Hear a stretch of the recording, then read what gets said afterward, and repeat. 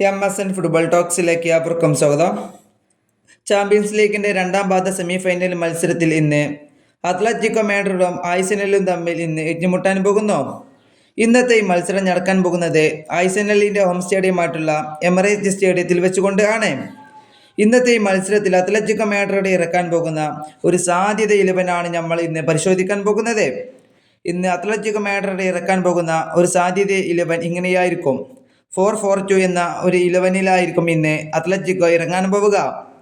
ഇതിൽ ഗോൾ കീപ്പറായി കൊണ്ടുവരാൻ പോകുന്നത് ഒബ്ലക്കായിരിക്കും. അതുപോലെ തന്നെ ഇനി റൈറ്റ് ബാക്കിൽ നമ്മൾ നോക്കുമ്പോൾ മാർക്കോസ് ലോറന്റ്, ഇനി ലെഫ്റ്റ് ബാക്കിൽ മാറ്റിയോ റൊഗ്രി, ഇനി സെൻട്രൽ ബാക്കായി കൊണ്ടുവരാൻ പോകുന്നത് ഡേവിഡ് ഹെൻകോ, അതുപോലെ തന്നെ മാർക്ക് ബൂബേൽ എന്നിവരായിരിക്കും. ഇനി മിഡ്ഫീൽഡർമാരായി കൊണ്ടുവരാൻ പോകുന്നത് ആരൊക്കെയാണ് എന്ന് നമ്മൾ പരിശോധിക്കുമ്പോൾ റൈറ്റ് മിഡിൽ സിമിയോണെ, ലെഫ്റ്റ് മിഡിൽ ലുക്കുമാനെ, ഇനി സെൻട്രൽ മിഡ് ആയിക്കൊണ്ട് വരാൻ പോകുന്നത് ജോണി കർസാഡോ, അതുപോലെ തന്നെ കോക്കെ എന്നിവരായിരിക്കും. ഇനി സ്ട്രൈക്കറായി കൊണ്ടുവരാൻ പോകുന്നത് ഹൂലിയൻ അൽവാറസ്, ഗ്രീസ്മാൻ എന്നിവരായിരിക്കും.